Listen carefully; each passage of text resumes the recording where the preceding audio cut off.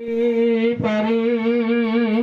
আমার নবীর মাজার জিয়ারতে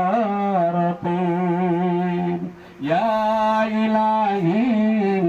বলো গো তবে স্বপ্ন আমার কবে সফল হবে গরিব বলো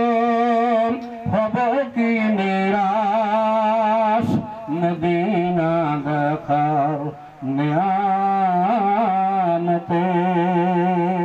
দূর আরবের স্বপ্ন দেখি এই বাংলার কুটির হতে বিঘোষ চলছি জানে কেঁদে কেঁদে কাবার পথে আল্লাহুম্মা